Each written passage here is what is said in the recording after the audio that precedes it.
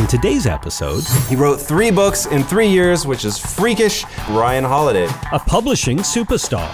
You've got to find what's fulfilling, but then you've also got to find what's stimulating. That's how you feel alive. This guy's about to give me secrets of stuff I can actually do. From college dropout to iconic author. The impediment action advances action. What stands in the way becomes the way. The way you said it, I think, is really perfect. It's don't deal with the world the way you wish it was. Deal with the world the way it actually is. Inside Quest starts right now. Hey, everybody, and welcome back to another episode of Inside Quest, where we bring you people and ideas that we hope will empower you. I don't know about you, but speaking for myself, I want to live in a world where deeply passionate people are grinding it out every day to transform this world into something that amazes them. And today's guest is a soldier in that army. He is the true definition of a wonderkind. He wrote 3 books in 3 years, which is freakish. And he has inspired myself and countless others with his insights. So please help me in welcoming Ryan Holiday. Ryan, welcome to the show. Good to be here.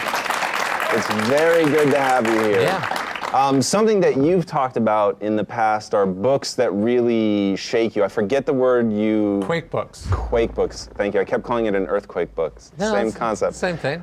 So We're your in book... California. Yes, in your fault lines, Sure. in fact.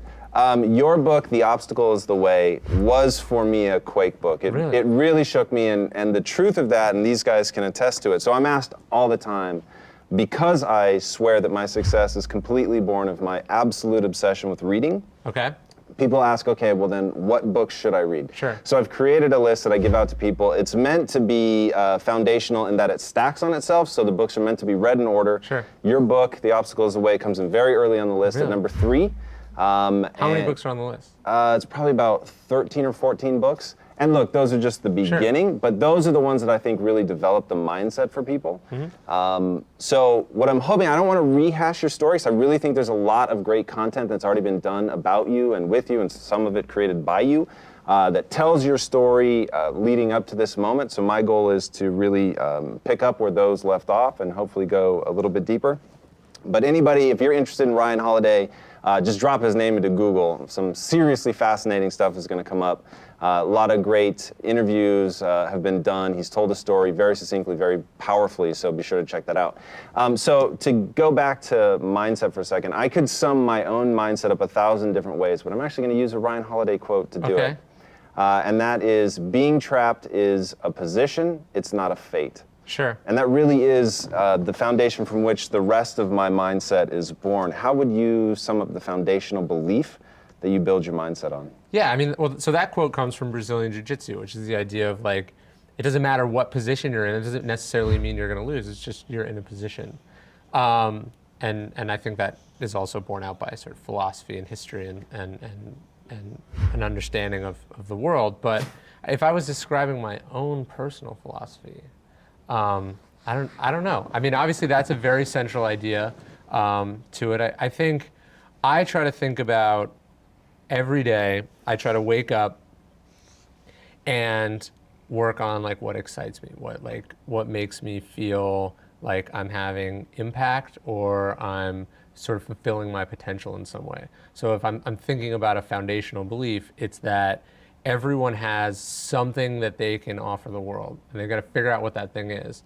And then they've got to make a lot of very difficult decisions, usually saying no to things that puts them in the best position to fulfill whatever that potential is. Okay, so if you were gonna, I hate this question, but it's sort of what we all struggle to ask in a less than cheesy way. If you had to say what the meaning of your life, I won't say life in general, but what would you say that is? Yeah, I mean, I talk about this a little bit in Obstacle. The psychologist Viktor Frankl, who survived multiple concentration camps in World War II, he's talking about, he created this philosophy called logotherapy, which is supposed to be the philosophy of the meaning of life.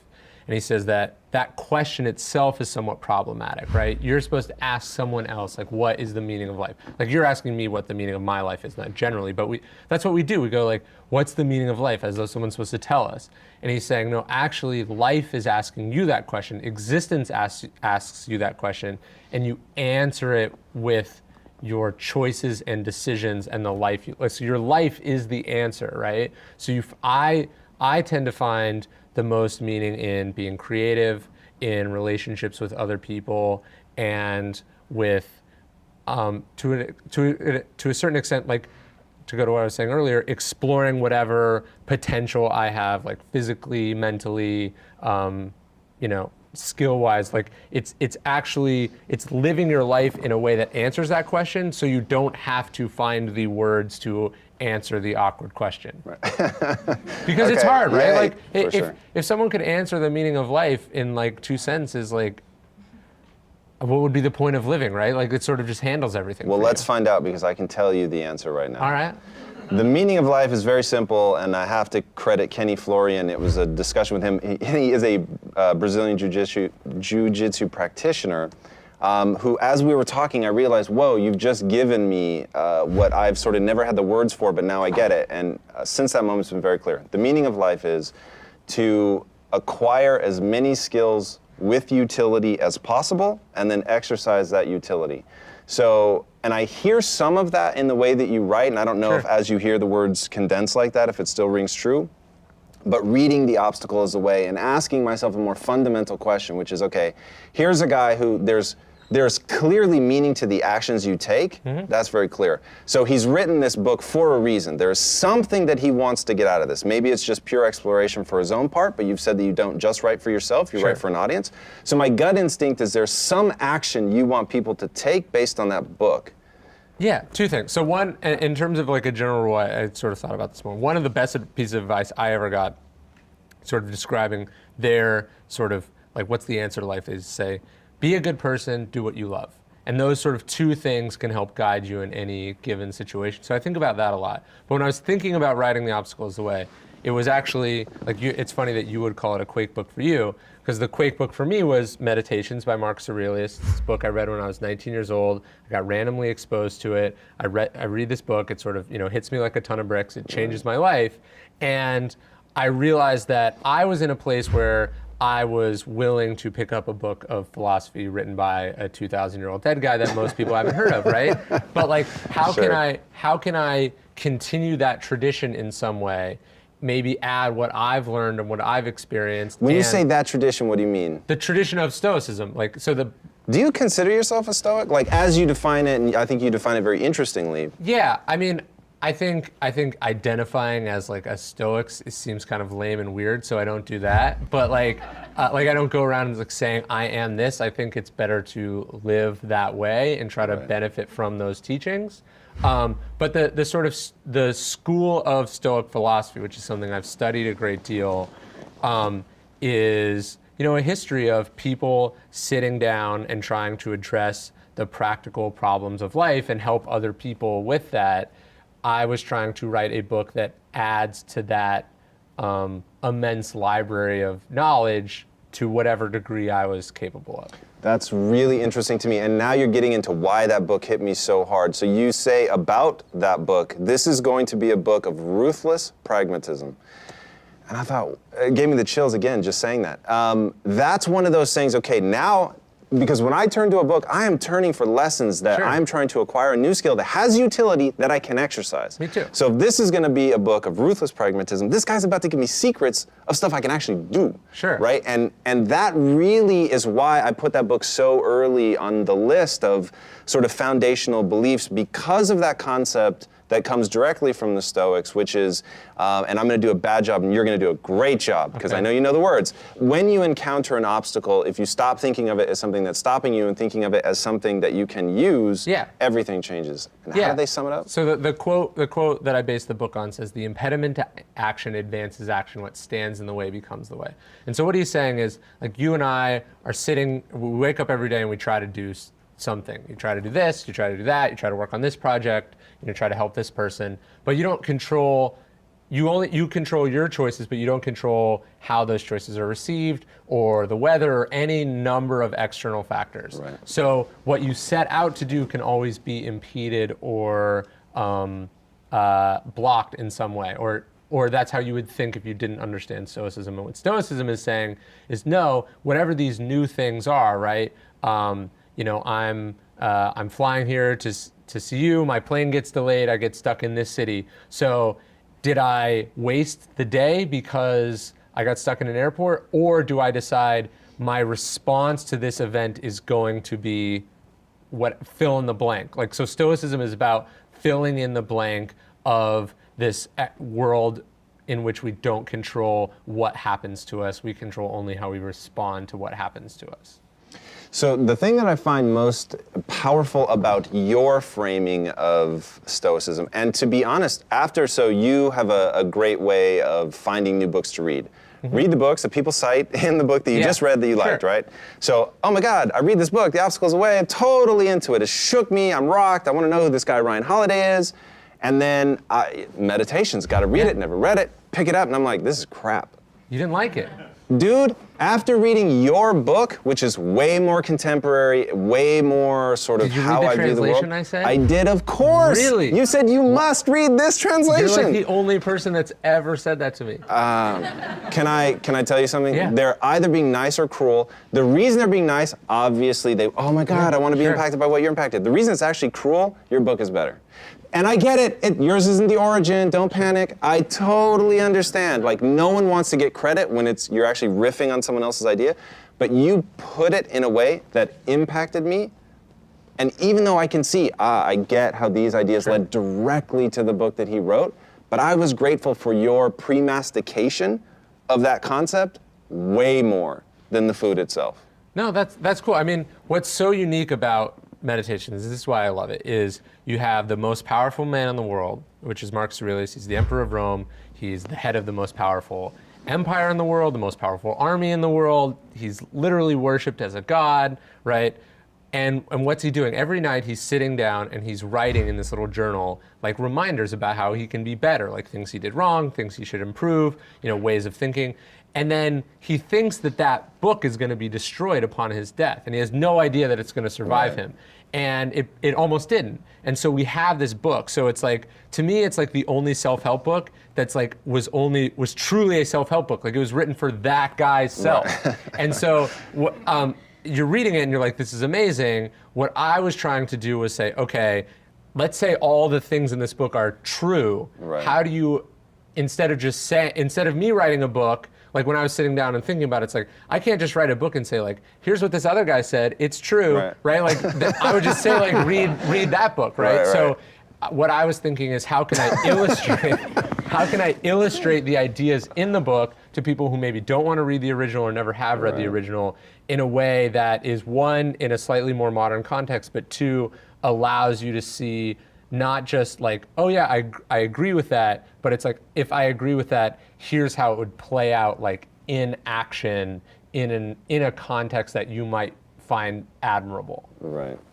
Yeah, so the reason that for me acquiring knowledge and going back to that concept of self-help and really understanding why Aurelius was needing that every night to sit down and practice that and to get better, there's real consequence to him as an emperor to doing something right or doing something wrong. Sure. And by the way, I'm taking the pragmatic, the Stoic, in fact, definition of what's right? Yeah. What's right is what works. Mm-hmm. So when you have a nation and you have to run, you make a wrong decision, there are national consequences. Mm-hmm. On a much smaller scale, it's the same for us here at Quest, right? If I make a bad decision, it'll echo through the entire company. And when I make a good decision, it echoes through the entire company. We're able to accomplish something that we wouldn't have otherwise been able to accomplish. So I'm picking up books like your book, thinking, whoa, okay, this is an opportunity for me to empower myself to pass something on to people, which is why I hand that book list out like candy, just trying to get people to engage. My biggest problem is how few people engage. Which brings us to the card with one of your quotes that I want to read here. It's a little long. I don't have this one memorized. Forgive me. But this was when you really captured my imagination. It comes from the beginning of The Obstacle is the Way. And this was when I realized you had identified a problem that I was struggling with as a business leader. And I think the quote will explain why. That thing you dread or secretly hope won't happen, what if it wasn't so bad? What if embedded inside of it or inherent in it were certain benefits only for you? What would you do? Now, if you'd ended the quote there, maybe it wouldn't hit me so hard. But then you go on. Probably what most people do, nothing. And I was like, it gave me the chills again. Like that, that is my biggest frustration in life, honestly, right? So guys, if you look him up, when you start learning about this guy, there's one thing people talk about all the time. He's this voracious reader. He consumes books. I devour books. That's his quote. But a lot of people read. They don't do anything with the knowledge.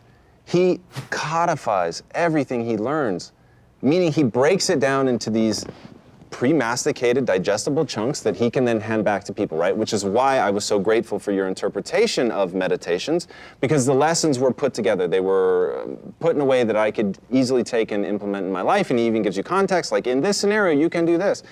And as you really start looking at the problems that hold any of us back, myself, you guys, whatever, this company, another company, doesn't matter what people are trying to accomplish, the thing that holds you back, people are giving you the answers and you do nothing with it. And I was like, okay, if this guy is getting to this like in the preamble of his book, if you so understand that the problem now that you have to accomplish, and by the end of the book, I really feel like you address that, if the problem we recognize is a problem of inaction, now we're asking the right question. Sure. Well, yeah, I think it's interesting, right? So human beings have been recording their experiences in sort of book, narrative, poetic form for, let's say, like 5,000 years. Like Gilgamesh goes back to about 5,000 years. So we have that. So we know that exists. Not just like, hey, we've been recording the important stuff, but like weirdos have been recording stuff, really successful people, like really smart people, really bookish, shy people, like all different sorts of people have been recording their experiences in books. So the way I see it is conceivably any problem you could think of, like accepting, like how do I get this one thing on this piece of technology that was invented yesterday, like every conceivable major sort of theme has been addressed. Not just like one time, but like hundreds of times. And they've been addressed in books. And these books cost like at most like $50. And at the cheapest, they're free. So I think it's so weird that people, knowing that, go like, nah, I'd really rather just try to do it by trial and error instead. You know what I mean? Like you're starting a business. Right. People have been starting businesses and having employees and selling products to consumers, specifically like food and nutrition products, for what do we want to say, like 2,000 years? Like, right. An inconceivably long amount of time. And these people have dealt with problems that were so frustrating or weird or whatever that they said, like, I got to write this down so somebody else doesn't have to make the same mistakes as I do, or someone else can just see how smart I was, or what, right? There are lots of different reasons. Fair enough. But they wrote it down. And so I think it's so weird that people go like, no, I'd rather do it on my own. And like, and then other people are like, you're starting a business, or like, oh, you're writing your own book, or oh, you're doing this. You have to read this book. And they're like, okay, yeah, that's good. Like, I will. And then they don't do it. It doesn't make any sense to me. Like, so that's what I think. It's like, okay, just in the case of the Stoics, here you have Marcus Aurelius, the most powerful man in the world. He's writing down his experiences dealing with power and stress and responsibility at the highest level. You have Epictetus, who is another famous Stoic who was a former slave who was banished and permanently disabled by a different, more tyrannical emperor earlier. And he's writing down his experiences dealing with the most extreme adversity and poverty and like the capriciousness of fate that you can imagine. And so that's just two of all the millions of books. Those are two. Why would you not read them and be better for them? And that, I think, yeah, it's like people say, like, I want to get better, I want to do this stuff, and then they don't avail themselves of the knowledge and information that could make that easier and prevent lots of pain, problems, obstacles, whatever. Right. Still ahead on Inside Quest. Warren Buffett says the greatest investment he ever made in his life was in like 1950 when he read this book by Benjamin Graham, who was the investor who then became his mentor. He attributes literally billions of dollars of value to that book purchase. Inside Quest continues right now.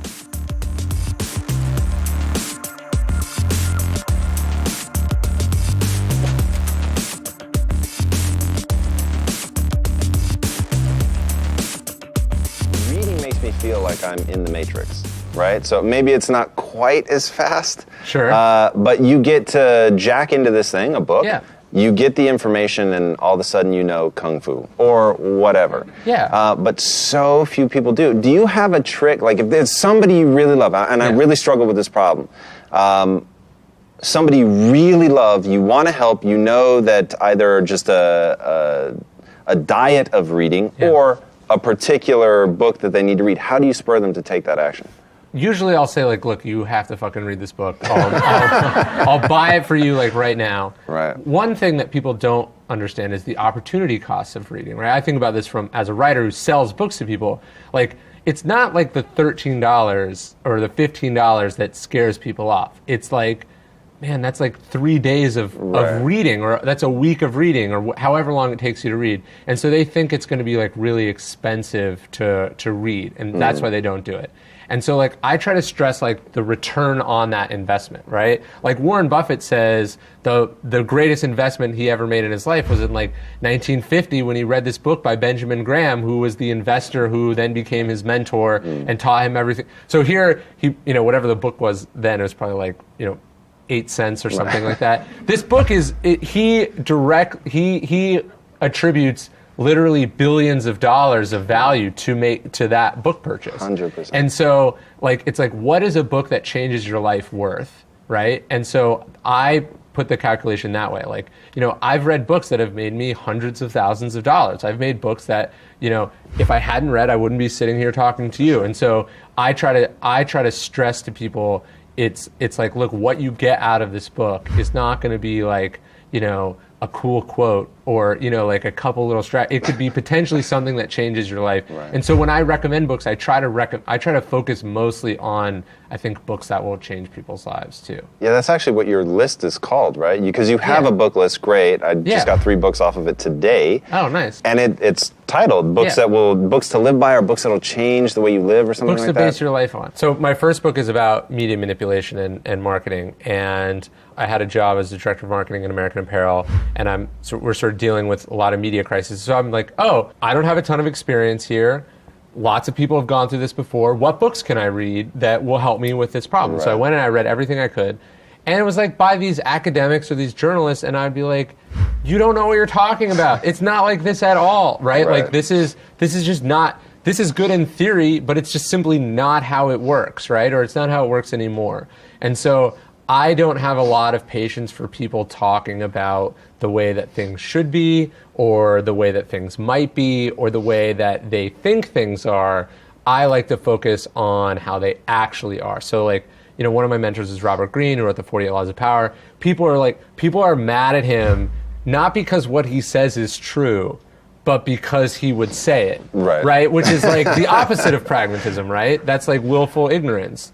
So just because something works doesn't mean you have to do it, or that's the way you have to do it. You can make a choice, but I feel like you've got to understand things very realistically and very pragmatically if you want to do anything about it, or you want to just make sure that you don't, find yourself screwed over somewhere. Right. How did you come to that realization?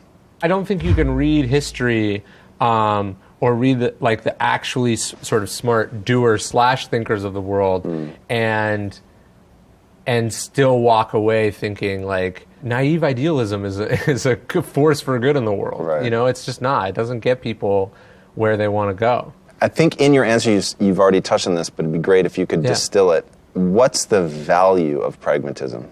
Stoicism and a lot of philosophy is all about perception, right? How you think about things determines, to a large degree, what you're going to be able to do about it, right? So if you tell yourself that something happens is the worst thing that's ever happened, it's totally unfair, you're not going to be able to do anything about it, that's obviously a less productive attitude than, well, this is unfortunate, but I'm going to be fine, or like they didn't know any better, or this is actually good. That being said, the secret is not real, right? It's not just like if you want something to be good, it is good, right? Like when Shakespeare says nothing good or bad, but thinking makes it so, he's not saying like thinking magically makes the world better. You still have to do something about it. So pragmatism, I think, comes after this sort of, managing your perceptions. Pragmatism is, okay, this is what I think is possible here. This is what I think is important. This is the task that I've set up for myself. Well, now how am I going to go about it? I'm not going to go about it naively. I'm not going to go about it, in an entitled fashion. I'm not going to go about it in a lazy fashion either. I'm going to go about it in a way that says, I'm going to get this done, and I'm willing to do essentially whatever it takes to make that happen, even if other people say, and I differ from the Stoics a little bit too. The Stoics are very big on notions of like honor and dignity and right and wrong, and I am too. But I'm just saying, like, you set out for a path. It's deciding, like, I don't care what the rules say, or I don't care what the way you're supposed to do it is. I'm going to let the task take me where it needs to go. Yeah, so now let's get into something really weird that we're going to get hate mail for. Okay. But if people understand where we're actually going, I think we'll be all right. Okay. There are people in my life whom I love very dearly that operate on a sense of principles. Sure. They're objective things that are right and wrong, and their behavior to someone else's behavior is always predicated on the principle. Okay. My advice to them is always, don't deal with the world the way you wish it was. Deal with the world the way it actually is. Yeah. Which means if, no matter what you say to somebody, they take it negatively and they spin out of control, we probably don't say anything to that person. We completely go around them. What do you think the Stoics would think about that? Yeah, so the quote that I based the book on, he says, like, when people try to obstruct us, he's like, they become irrelevant to us. We just do what we need to do to do what we need to do. But I think principle is still very important, and the Stoics would certainly agree with that. That's what they're saying. There's this one quote. He's like, "Can only ruin your life if it ruins your character." Right? This is a quote from Marcus Aurelius, which I think is great. At the same time, there's another quote from Saul Alinsky, the political strategist who was very influential to both Hillary Clinton and Barack Obama. He's a very controversial figure, sort of a pre-Robert Greene. He's saying, like, in order to make the world what you want it to be, you have to accept what it is first. And I think that's the problem, is people get so vividly live in, like, the idealized future that they want, that they make decisions as if it is already the case and already true.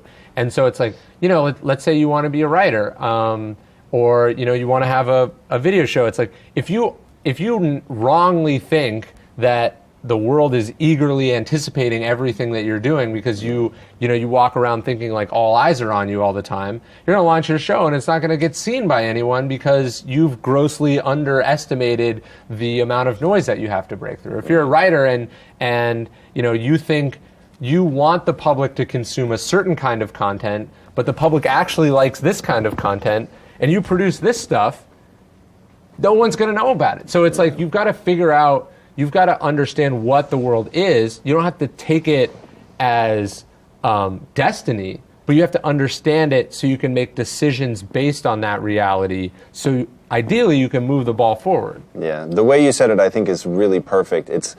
It's not just accepting the world the way that it is, as if it's fatalistic. It's accepting it so that now you can, and I hate this word, but now you can manipulate it, or the word I prefer, orchestrate it. Sure. You can move the pieces that you need to move because you actually understand what that takes. Yeah. I know you've done a lot of research on 50 Cent, so I'll feel bold and I'll quote him right now.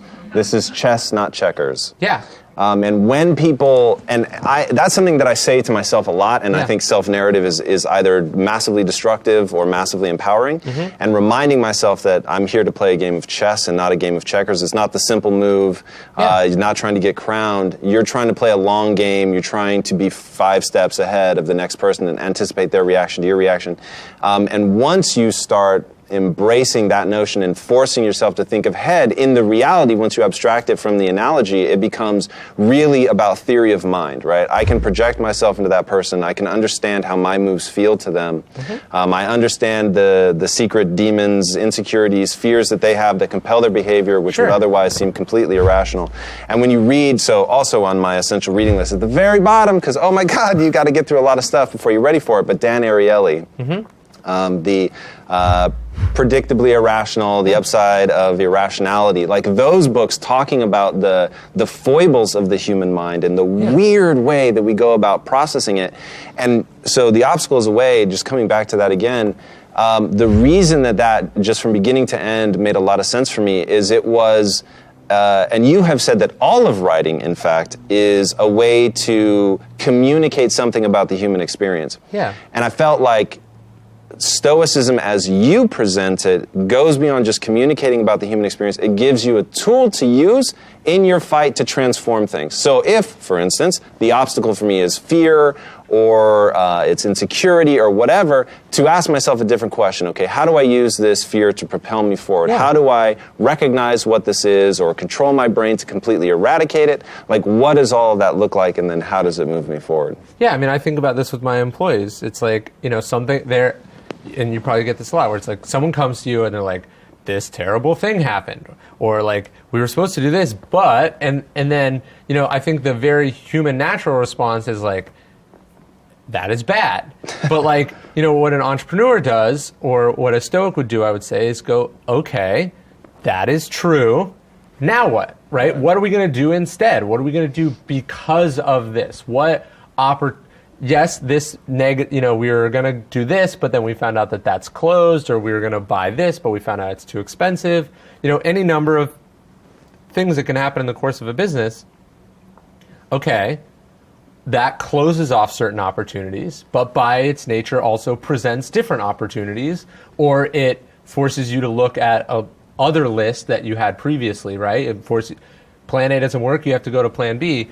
So what are you going to do instead? And I think what's really important is that you waste as little time as possible lamenting the failure of plan A, or, the closing of, list number one of opportunities, and you focus all your energy on looking at the next list, because it doesn't accomplish anything the other way.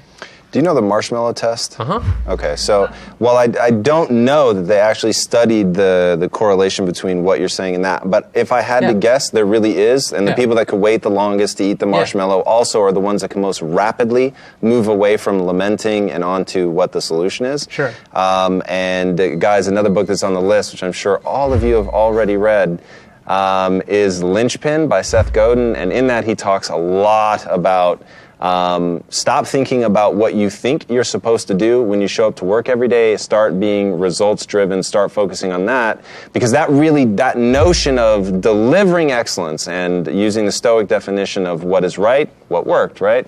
If I'm supposed to deliver excellent results and it's not working, I'm not delivering those results, by definition, I'm doing something wrong.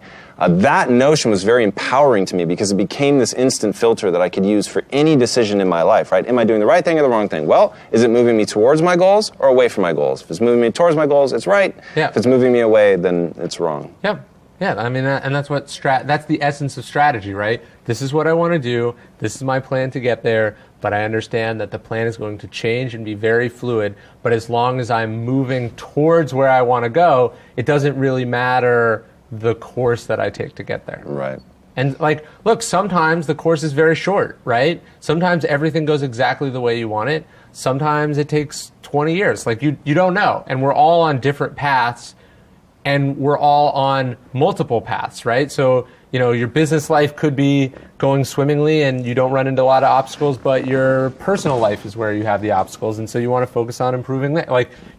Like people go like, so what adversity have you faced in your life? And I know what they want me to tell them this like sob story. Right. And it's more like, no, yesterday I was trying to deal with this thing and they were being a total dick about it, and I had to decide how I was going to deal with it. That is a form of adversity. And so Stoicism is Stoicism is a great philosophy. If you're ever, randomly enslaved and exiled by an emperor, you can use Stoicism. But it's also great if you're just, waking up and you work at Google and you've got to deal with office politics all day.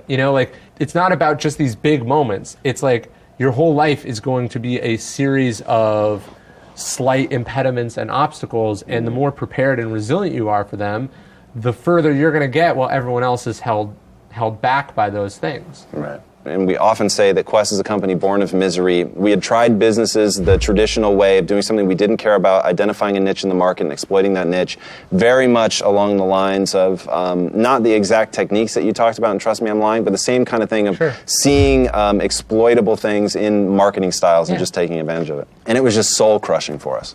So we said, all right, the next business is going to be something we really believe in. It's going to be totally based on passion. And there was something that in clicking over, realizing I'm now going to very specifically remove the line between work and life, and I'm going to make them the same. And we didn't know if it was going to crash and fail, right? Our big thing was, hey, this could be a total suicide mission. Right. But if we're going to do it, we're going to do it together. So our wives all ended up being incredibly involved. In fact, my wife is the one that produces all this stuff.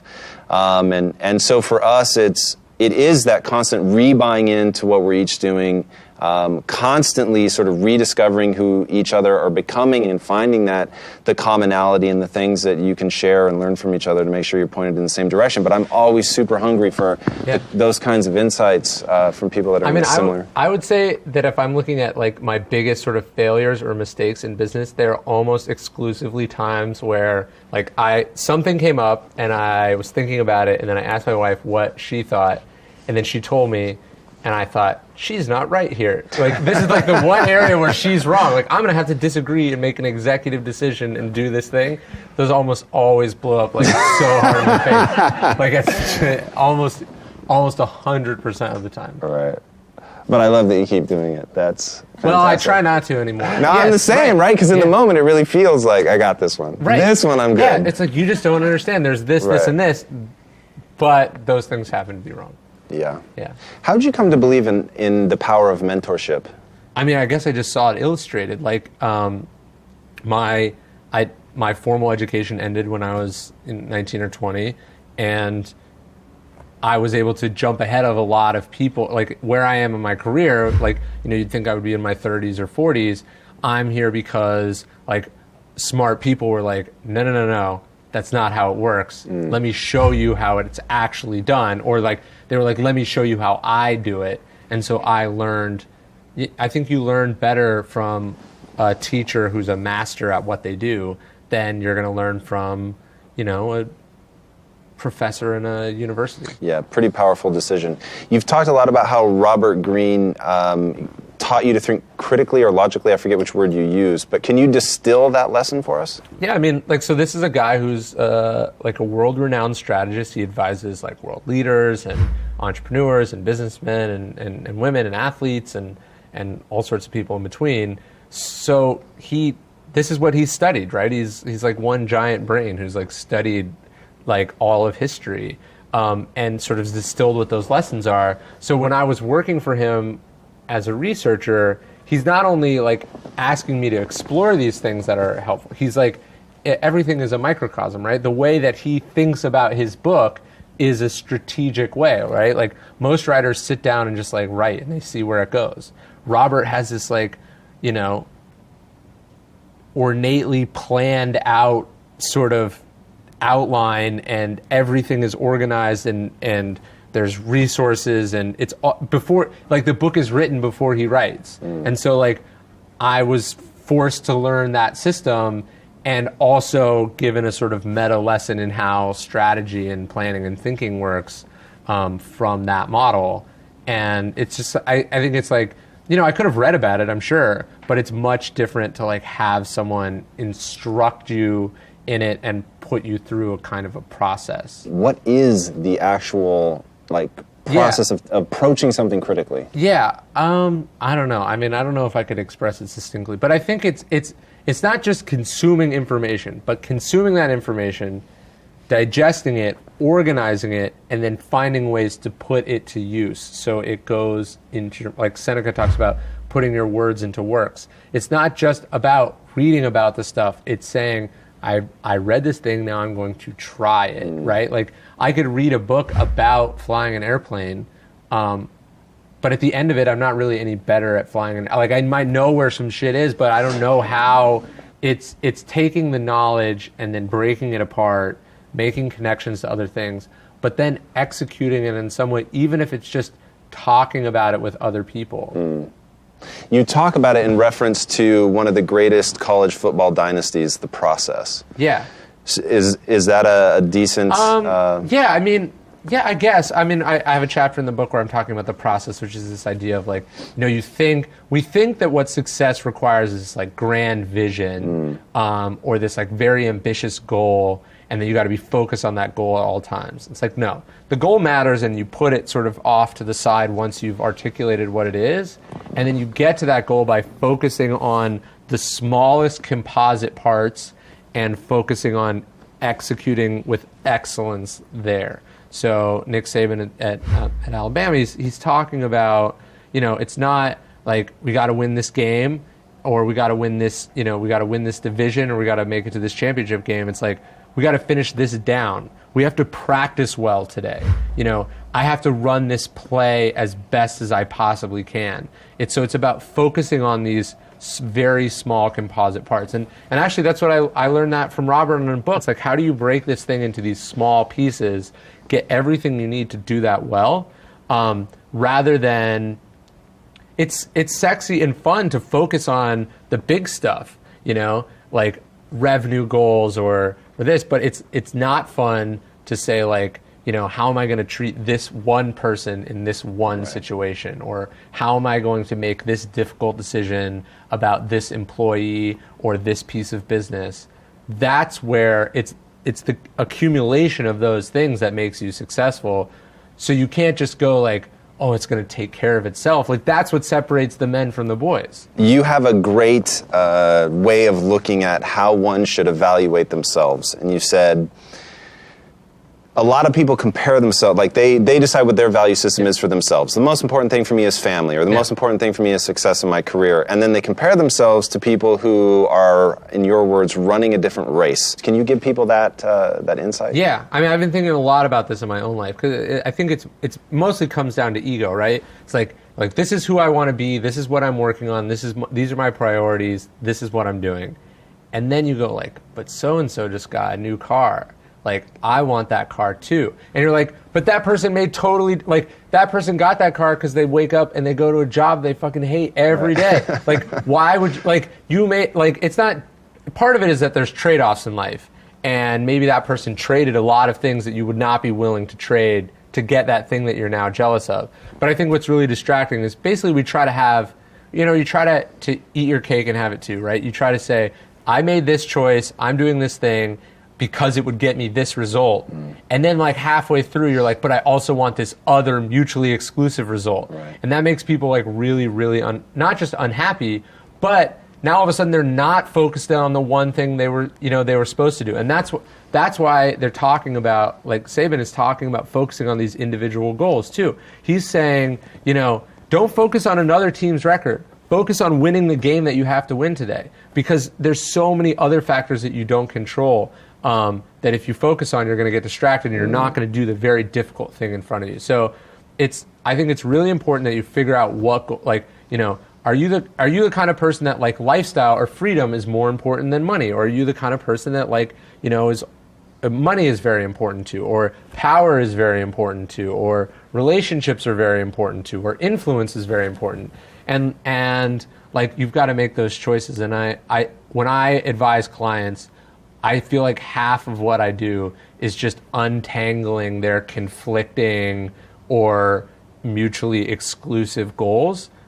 And then once you know what it is you want to do, then you know all the shit that you get to say no to and not feel bad about. This was luck, but like, I went to a school where I had a scholarship, so I didn't have a ton of student loan debt. If I was already 80 grand into my college education, I'm going to be much less likely to leave. Or if when I got my first job and the paycheck started coming, if I bought myself a huge house, I'm not going to be able to say, you know what, let's pack up, let's move across the country, I want to be a writer. Like, you have to make sure that part of strategy is retaining as many options as possible to switch direction. And I think, not only do a lot of people not know what direction they want to go in, but they make choices that force them to go in one direction permanently, unless they want to make a lot of painful choices. All right, Ryan, thank you so much for joining us today, man. Truly, I've stalked you on the internet. You are a wealth of information that is incredibly usable and applicable. To have somebody who authored one of my Quake books is very meaningful to me. I can't thank you enough for just putting that book out into the universe, but for coming in and talking about some of the principles with us today.